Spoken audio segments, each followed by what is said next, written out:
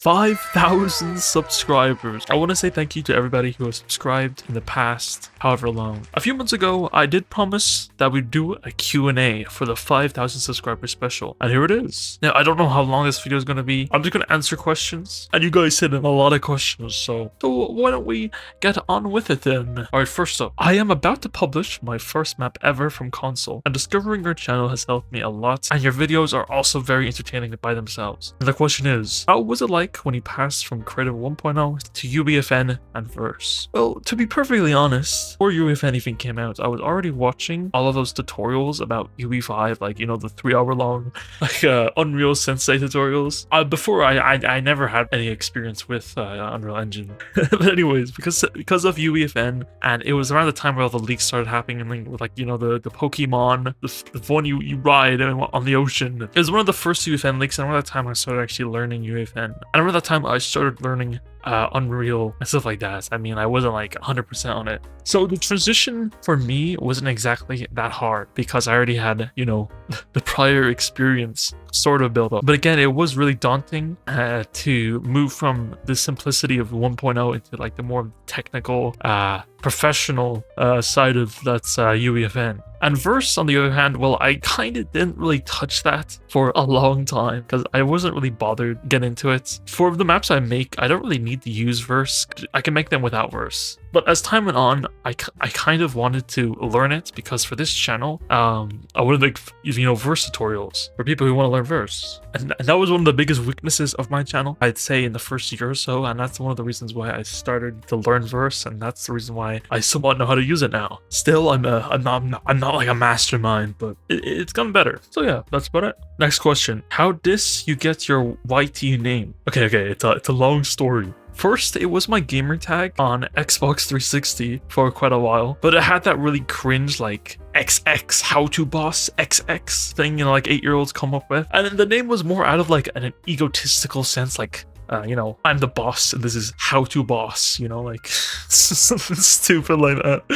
Okay, anyways, later down the road, I dropped the X's and it became Howtwoboss spelled the normal way. Just the normal words without the X's. But later I added a different spelling of the 2 because before I made this channel, I thought it was a bit boring because other creators like, you know, like How To Basic kind of had it already, so I wanted to be a little different. But funnily enough, in an ironic twist of fate, like, Howtwoboss kind of ended up being like the perfect name for a tutorial like channel. So there's that. Anyways, okay, next question. What is the most frustrating part developing in UEFN and Verse, and what is the best? Okay, well, the most frustrating part is pushing changes. I wish I didn't have to connect to Fortnite to launch a session every single time I want to go in. I kind of wish it just worked like regular UE5, where you could just press a button and you're instantly in-game. Plus, when I first started, I had a terrible laptop and my internet it was also terrible, so it can get really lengthy and there's tons of loading bars, and I think they've added more, and even after you upload your 22,000 files to get validated by Epic, they'll just fail it anyways. I think that's one of the things Epic really needs to work on in UEFN. But for the best, I like the sequencer. It's probably the one thing I've spent the most time in when I'm making stuff. Next question is, what will UEFN look like in 5 years? Well, in 5 years, it's going to be 2030. Now, if the world hasn't collapsed by then, this is based on what Tim Sweeney goes on about, UEFN will not exist anymore. What do I mean by that? Well, according to Tim Sweeney, I think he said this back in GDC 2024, if I might be wrong about that, but eventually UE5 and UEFN will be one of the same in UE6, and Verse will be the main language that will be used universally, with Scene Graph being also another main way to create dynamic gameplay, whatever. I'm sure you can still use like C++, probably, I don't know, but that's apparently what should be happening according to Tim Sweeney. AI by then will also become a huge factor. I expect AI to be combined with UEFN/UE6 development, like how Photoshop can use AI to generate stuff. Like you can say, I want a trees in that valley over there, and you know, make trees or something like that. Sure, I don't like AI. I think it's pretty bad for art and the human expression, but it's without a doubt, unless somehow it gets deleted from the face of the universe, it's going to be even more powerful and better by then, and it's probably going to be integrated to UEFN. That's going to be how it's going to be. Some good, some bad. We'll have Robo Farms making Fortnite maps by then anyway, so who cares? Next question. Do you think Fortnite Creative will stay as relevant as Roblox has over the years? As a creator, I would love to have 10 more years of making maps. Laughing crying emoji. I'm not an expert, but I think the main limitation of Roblox is its native engine, alright? Again, I'm not a Roblox developer, but I know it's pretty difficult to produce something that looks really good, like what the Call of Duty Roblox, I forget the name of it, but something like that. If you want to produce something like that, it takes a lot more effort than if you were going to make it in UEFN. So like Unreal, on the other hand, it's massively more powerful and it can create amazing, highly polished games. For example, like Witcher 4 is going to be in Unreal, and I mean the trailer they showed off in the Game Awards, it was all rendered in-engine on an unannounced graphics card, so that's pretty cool. Or even stylized games like Marvel Rivals, that also uses UE5. And of course, you know, Fortnite too. Until then, Roblox and Fortnite, I don't think Fortnite's ever gonna die, and I don't think Roblox is ever gonna die, so we'll see. Next question. Are you thinking of making content besides creative in the future? Congratulations. As for Fortnite, not really. I like creative mode the most, and it's kind of the mode in Fortnite I kind of feel compelled to make videos about. I mean, I like Battle Royale, but I feel like there's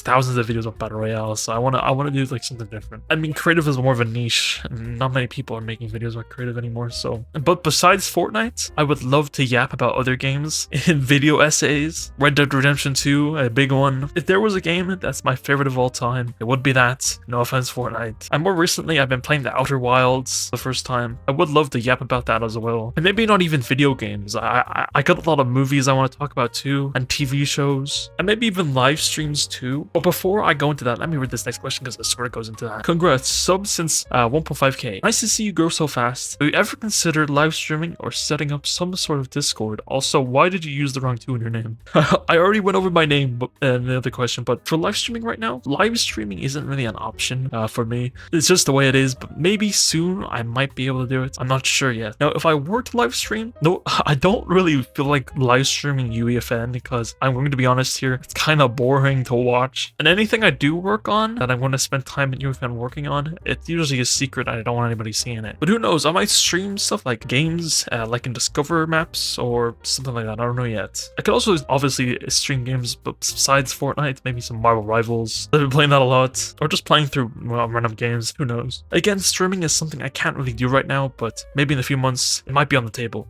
And lastly, a Discord server, which also goes into my next question. Should make a Discord server, eye emojis. I will definitely make a Discord server at one point, but right now I don't have the time to set it all up, and YouTube comments will do for now. YouTube is actually also getting a community feature, which will work just like a Reddit, but for YouTube, sometime this year too. So maybe that also might be a stand-in for, you know, community or whatever. So we'll see. But for now, I don't have the time. Next question. If you were given a shot at a job with Epic, would you take it? What part of Fortnite would you want to work on the most? Well, mainly Chief Creative Officer for like the storyline.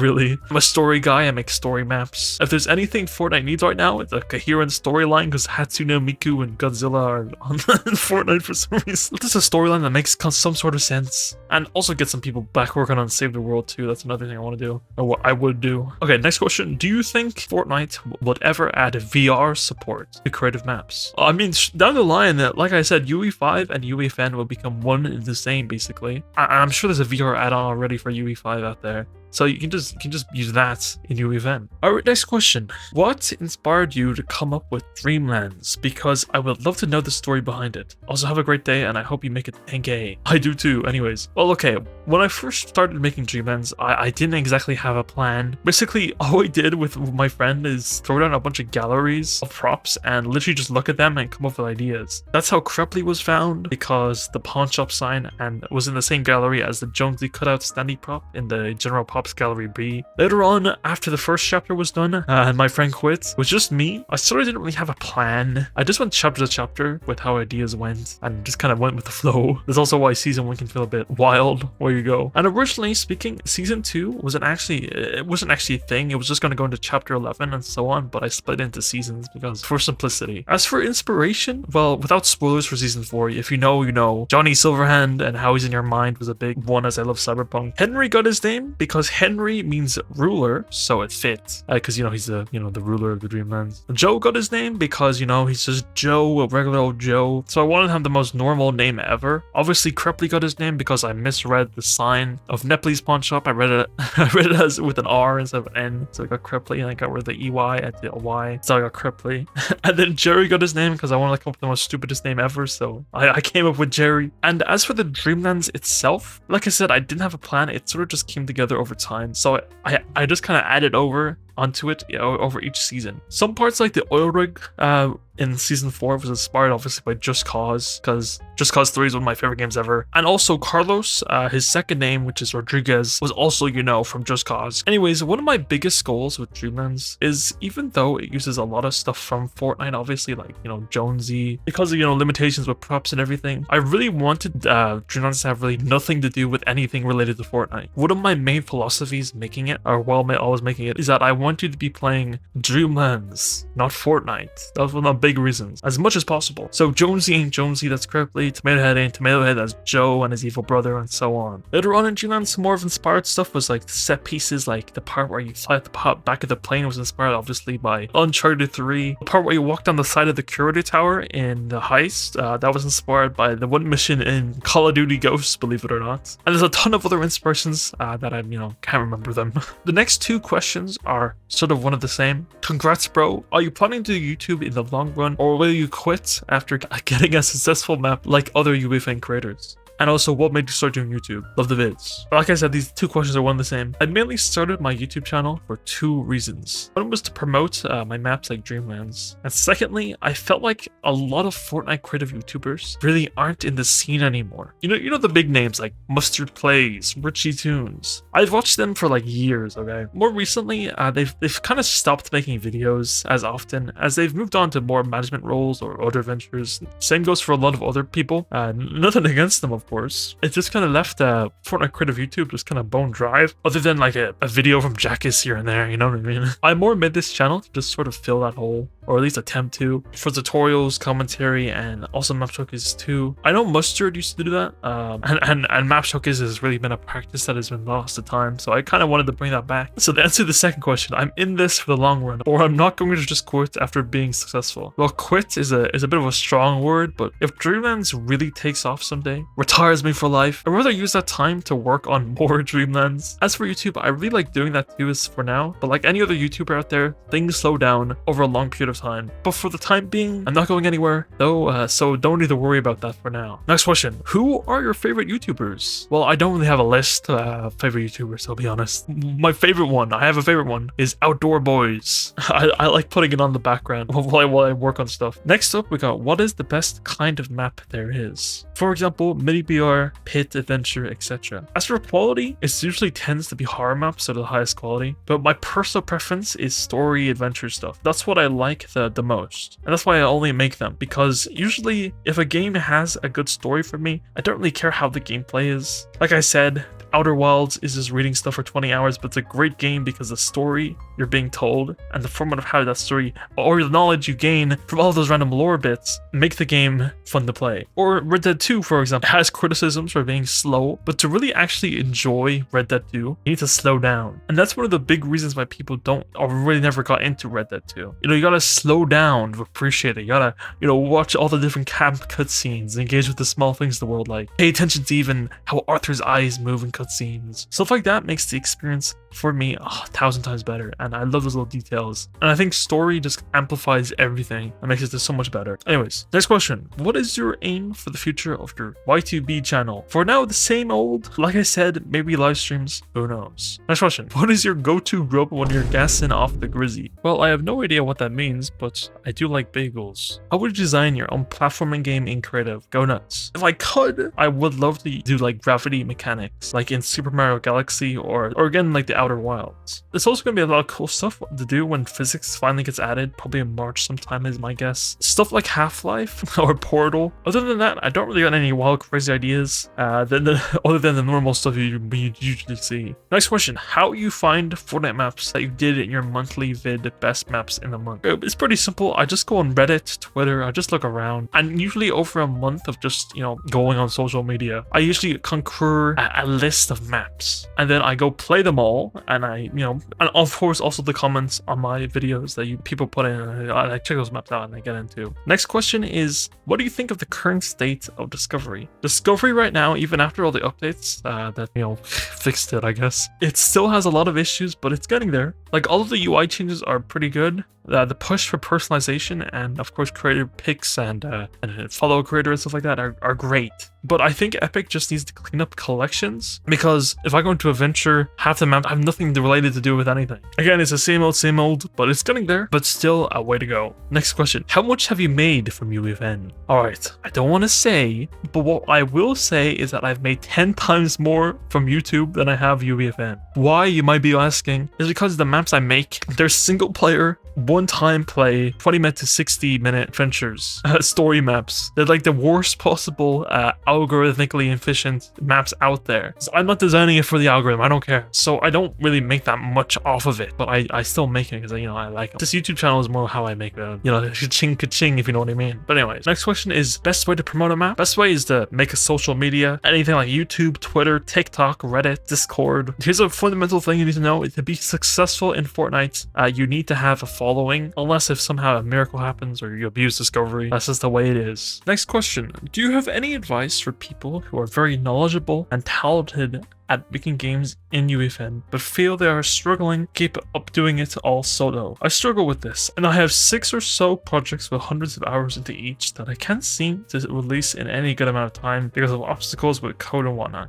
I need to get better at talking with people in the effort to collaborate. I think the biggest piece of advice to anybody out there who's creating UEFN is to not make GTA 6, alright? Don't fall into the trap of Star Citizen where you make a game for months, if not years, only to never finish it because you're too ambitious and now you're stuck because now you can't reach the ambitions, especially in Fortnite Creative with island memory and how volatile it can be. You can get there pretty fast. Of course, collaborations or getting help never hurts. Personally, I don't like doing it.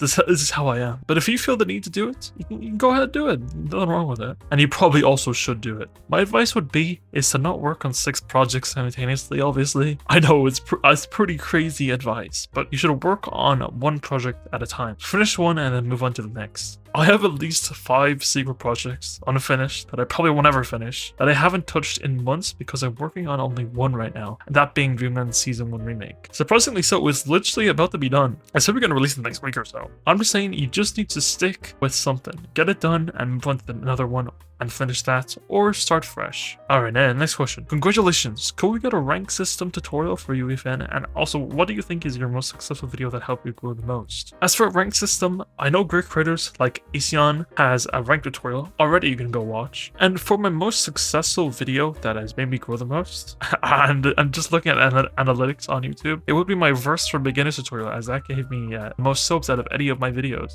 Alright, anyways, next up, bro, set up your own Patreon so I can support you, or set up your own shop but still post tutorials on how to make Verse codes so people with no money can still use Verse. Honestly, I don't think I'll ever do this. Alright, no offense. I have members on my channel already, and if you want to support me, go ahead and leave a super comment or whatever called on YouTube, or become a member. As for setting up a shop to sell premium stuff, I think there's already a lot of gatekeeping in the community. Nothing wrong with selling your own stuff, but for me, I don't want that barrier to entry, even if I do get more ka-ching out of it, if you know what I mean. I want my content, or any content that has value that comes from me, that teaches people on how to be more innovative in Fortnite. I think it's really important that it stays free so as many people as possible can understand and know things. Main content on here will always be free. Next up is, can you please make a video on how to track eliminations without Verse in UEFN? Well, I actually did do this. I made a tracker device tutorial. Using the tracker device, you can track eliminations. So if you want to go watch it, you can. Congratulations and keep up the good work. Many UEFN experts always try to make money with tutorials on their Patreon, but you're the one of the few exceptions I found on YouTube. Could you make a video where you explain how to create good looking Niagara VFX and implement them into a cinematic sequence like a rift crack opening Sure, I was planning on doing a Niagara tutorial sometime. I still need to learn it a bit better though before I do so, because I'm not 100% on Niagara. I kind of get it, but like to actually like, you know, make a full-on tutorial about it, I need to understand it more better. But anyways, we'll see, maybe in the future. Next up, we got love your videos, man. Have saved me a lot of time in my experience with UEFN to this point. I have 2 questions if you have the time, and I'm just going to split the 2 questions because one of them is kind of long. Are there any common practices to limiting memory usage when running code? Any suggestion you might have would be great. Well, with Verse, the actual code takes up nothing, so it basically takes up barely anything. So you can really write as much code as you want. Your main enemy with memory or unmemory is usually going to be devices and also textures. Some things like teleporting players, changing their health, damaging them, or saving systems, what have you, can be made with Verse without any effect on the item memory bar, except the Verse device you place down. I think this can help out and save a lot of memory on teleporter devices, health power-ups, random number generators, and a bunch of other devices that you make a lot of that build onto memory. Chances are, if you're not building a big thing, if you just use the devices, they're not going to go over the memory limit. But if you're really tight on memory, making a master control Verse device that can do everything will be pretty useful for you yourself. And 2, when building a map that grants weapon upon elimination, such as a gun game map, I've ran into an issue where a double elimination, say with an RPG, grants 2 weapons without the player's inventory getting cleared of the previous weapon. For example, if weapon 1 is an RPG and a player receives for a double elimination, they will have weapon 2 and 3 in the inventory instead of just weapon 3. What I would expect to happen is weapon 2 gets granted and really cleared, and then weapon 3 gets granted. Seems like some sort of race condition. Is there a general way to set up item removers and item granters with Verse code with this map, mate? Oh, it's pretty simple, and you don't even need Verse code to do it. Here's just a little setup I made very quickly to show. You don't actually need to use item removers. You can just use an item granter with a stat counter. In the item granter, there's an option on grant action. You can make it so it clears the player's inventory, or you can make that so it clears just the resources or items, so you don't clear everything. It's a gun game, you only want one weapon, right? So, but anyways, what I'm trying to say is using the stat counter, you can, if you set that to eliminations, I have it on AI eliminations, so I can test it with AI, but you make that just regular eliminations. And if you turn on broadcast events on stat change, you want to make the compare type equal to, and then this comparison value is going to be the number of how many eliminations to get the weapon. So as you can see, I have a bunch of stat counters going up all the way up to 9 here. When the player gets 1 elimination, they're going to get granted this rocket launcher, and we're going to have this pistol to start. And the more kills we get, basically, we're going to get the assault rifle, the pistol, the shotgun, and so on. And obviously, we want to grant the item on the stat counter when on compare success. And you just do that with every single one, and you can just make as many pairs as you like, and just assign the number here to the number you want. So if one was 10, 11, so on and so forth, I can do that if I wanted to.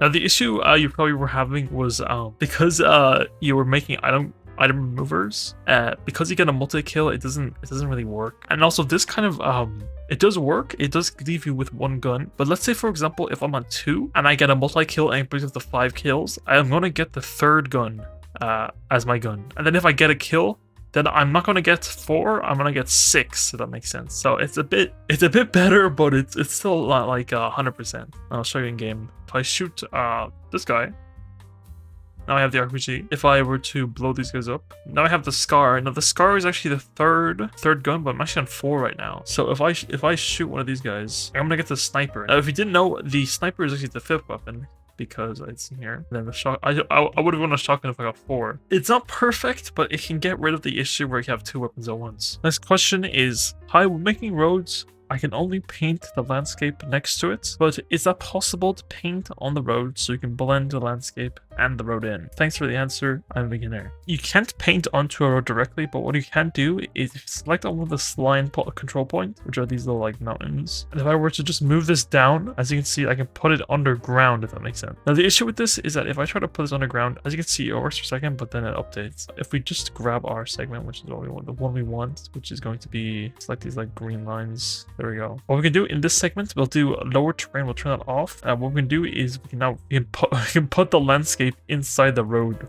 for a segment of it. But if I just do it as well with this, road terrain turn off. So now, as you can see, it's kind of inside of it. So if I sculpt this to where it's a bit better, obviously, just flatten it out. As you can see, you can kind of put a road into dirt, and you can like make it so however you want. Kind of like that, you see? So yeah, if you want to put dirt on the road, you can do it like that if you want. And last question for the video. Hey man, I'm new to UEFN and also new to your channel. You've been pretty helpful throughout my journey thus far, and I've got a couple of questions that would definitely help me out. Using UEFN's landscape mode, how would you go about designing an underground mineshaft system and or any cave system? Oh, here we have a little cliff, and first things first, so what you want to do is you want to grab the visibility, and to make a little hole in the landscape, you just click, and now we have made a hole in the landscape. Now with this hole, we can make a little cave. Now there's one thing you need to add first. If you go into up here into the actors, go down to volumes, and you want to grab a fort underground volume, and this will just allow the player to enter below a landscape. Now if we just grab it and we just place it in the area where we want our cave to be, that's kind of good. And then what we can do is if we grab a modular rock, and these galleys are good for making like caves. So I'm just gonna grab this, and this can be a little mine shaft, and you can just place these around that little roof. You can make this as good as you want. So this is just pretty rough. If you want like a mine shaft, just look up the Shifty Shafts gallery, and you can like grab all the stuff from here, and you can like make a mine shaft basically. And you can obviously add as much stuff as you want, like rocks, stalactites, whatever they're called. Fun fact: if you get the resource gallery, you can actually grab these guys, which are like stalactites, and then you can get this rock. You want to copy the texture of this, and then if you want to go into here and you want to paste it here, you can get the texture of the rock as the same texture for the stalactites. Fun fact. Next thing you said was currently working on a gun game map, and I'm currently having issues with the scoreboard at the end of each round. First person to get 25 kills wins. However, if no one gets 25 kills at the end of 10 minutes, we track who has the most kills and give them the win. If two people have the same amount of kills, it goes down to damage. However, this doesn't seem to work. For some reason, it always picking a random winner when it comes down to the 10 minutes. Any idea of why this issue would be occurring? Well, if you go into island settings, we'll just search up tie. In the victory condition settings, you can make tiebreakers. Actually, if I do victory instead, you can get we have a round win condition here, which can make it eliminations. And then tiebreaker wouldn't be damage dealt, and you have up to 4 tiebreakers if you want. Now, I don't know why it wouldn't be working. Chances are it's probably a bug and or something like that. I don't know. But again, you can always add up to more tiebreakers, but like time alive and everything appear. And use any of these if that helps. But I don't know. I don't know why damage dealt would not be working. And last thing you said was side question off topic of Fortnite. Do you like Neymar Jr? Thanks for the help, man. I really appreciate it. Well, I'm not the biggest fan of football. I don't know. He seems like a pretty chill guy, I guess. And that's going to do it for the Q&A for the 5,000 subscribers special. And thank you for everybody who put in questions. And if you have any follow-up questions for things I said in this video, don't be afraid to put them out in the comments. Again, if you watched this far into the video, thank you for watching the video. And somehow, if you're not already, remember to like, subscribe, and use my code in the Fortnite shop. Thank you to all the members of the channel. And I guess at 10k subscribers, we're gonna do something else. I don't know if it's gonna be Q&A. Again, I don't want to do these too frequently because I don't know how frequent they're gonna be because I want them to be more special. But anyways, that's about it. Watch all these videos for my stuff. That's about it. I'll see you all around.